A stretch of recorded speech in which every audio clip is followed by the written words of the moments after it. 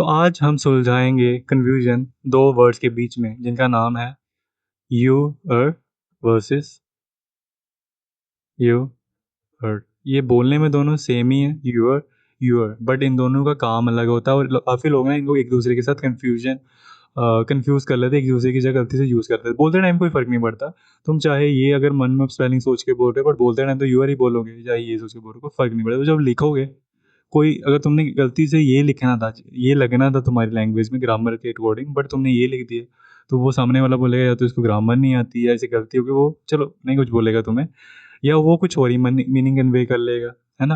या इसकी जगह कोई और ये वर्ड लिख दिया गलती से, एक दूसरे की जगह चेंज कर दिया तुमने, तो फिर प्रॉब्लम हो सकती है। तो आज क्लियर करते हैं ये कन्फ्यूजन क्या है, ये दोनों के वर्ड्स का डिफरेंस। ओके, तो पहले यूर की बात करते हैं। अच्छा, दोनों ही यूर है वैसे बोलने में, ये वाले यूर की बात करते हैं। ओके, तो इसका क्या यूज़ है मैं बता देता हूँ।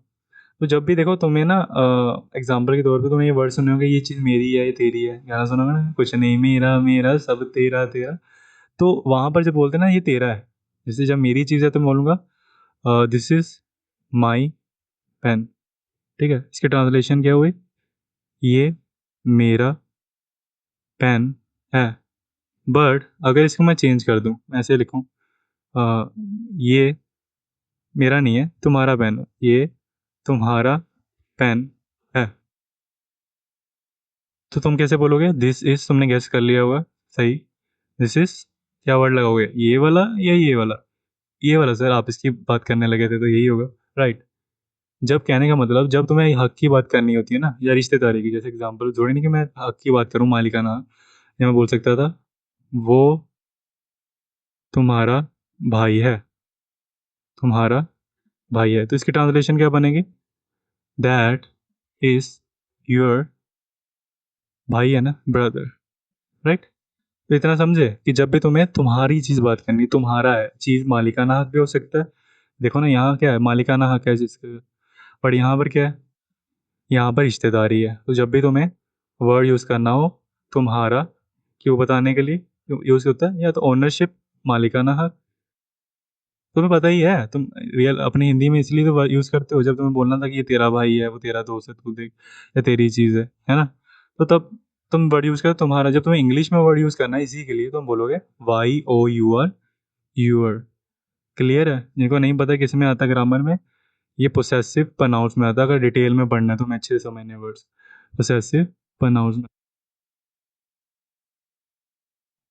ठीक है। इतना पता लगे, तेरी चीज़ है, तुम्हारी चीज़ है, आपकी चीज़ है, ऐसी बातें बोलने के लिए तुम ये वर्ड यूज़ करोगे, ये वाला your, Y O U R. But फिर दूसरे वर्ड का क्या यूज़ है सर, ये वाला, ये भी एक प्रोनाउन में आता है, बड़े पोसेसिव नहीं है। मैं बताता हूँ अभी क्या कह रहा हूँ। अगर मैं बोलूँ तुम मेरे दोस्त हो, तुम मेरे दोस्त हो, तो मैं ऐसे लिखूँगा इसकी इंग्लिश, मैं तुम्हारे लिए कन्वर्ट कर देता हूँ, यू आर माई फ्रेंड। इसको मैं चाहता था ना ऐसे भी लिख सकता था, यू आर माई फ्रेंड। जैसे तुम आई एम में भी करते हो ना, जूम आउट कर लो थोड़ा, जब तुम्हें आई एम लिखना होता है तुम ऐसे भी तो लिख देते हैं आई एम, राइट। जब तुम्हें ही इज़ लिखना होता है तो कई लोग ऐसे भी लिख देते हैं, सॉरी,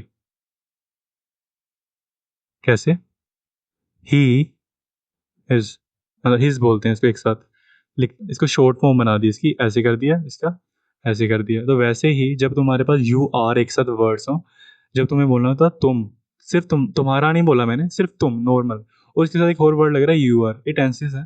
बट इतना समझो, जब यू तुम्हारे लिए यूज़ किया, तुम, यू, उसके बाद आ लगता है, उसको शॉर्ट में बोल देते हो यूर, इस तरह लिख देते हो। क्लियर होगा कि नहीं। जो पहली चीज़ देखी वो बताती है हम तुम्हारी चीज़, तुम्हारी, ये नॉर्मल है, तुम प्लस आर जो कि होता है यू आर, इसका शॉर्ट फॉर्म है ये, शॉर्ट फॉर्म। तो यही था, यूअर, दोनों ये दोनों को यूअर ही बोलूँगा, you are Y O U R और वाई ओ यू, ये साइन अपोस्ट्रोफी आर ई, ठीक है। इनको नहीं पता इसको क्या बोलते हैं साइन को, इसको अपोस ट्रॉफी बोलते हैं। ये काफ़ी सा इंपॉर्टेंट होता है हमारे राइटिंग के टाइम, तो ध्यान रखना आगे से कि जब भी इंग्लिश में लिख रहे हो कौन सा तुम डिपेंड तुम्हारी सिचुएशन के हिसाब से लगाना। नॉर्मल तुम लगा रहे हो, उसके साथ आर वर्ड कहीं लग रहा है, हर बार ही नहीं, सिर्फ यू लगा, जैसे यू हैव, ऐसे भी कई बार सिचुएशन आएगी, कोई सेंटेंस में यू के साथ हैव लगता, आर नहीं लगता। यू विल, इनके साथ नहीं कर देना कि यू, ये वाला शॉर्ट में आर ही मत लगा देना। क्यों? सिर्फ तभी लगाना जब तुम ये बना रहे हो सिचुएशन। एक टेंसेस होते हैं, उनमें ही सिर्फ ये होता है। कुछ टेंसेस में पढ़ लेना, टेंसेस अगर नहीं आते अभी, मैं तुम्हें लिंक के अंदर डिस्क्रिप्शन दे दूंगा। जब तुम ऐसे बात करते हो तुम, और उसके साथ आ लगाना पड़ रहा है, उसकी शॉर्ट फॉर्म बनाते टाइम ऐसे लिखना। नॉर्मल है तुम्हारी कोई चीज़ है, तुम्हारा दोस्त है, तब ऐसे लिख देना नॉर्मल वाला, यू वाला। क्लियर? ये दोनों को अदला बदली कर सकते हो, एक जैसे ही होते हैं। तो मिलते हैं फिर नेक्स्ट वीडियो में। तो हाँ, और मुझे कमेंट में बताना कैसा लगा। अगर तुम्हें ऐसे कोई और भी वर्ड्स कंफ्यूजिंग लगते हैं, उन पर मैं तुम्हें अच्छे से समझाऊँ कि क्या फ़र्क है क्या नहीं है। ऐसे कोई और वर्ड्स है मुझे बताना। एंड अगली वीडियो तक के लिए तुम भूखे रहो, सीखते रहो, बेवकूफ़ रहो, सीखते रहो। Bye, take care.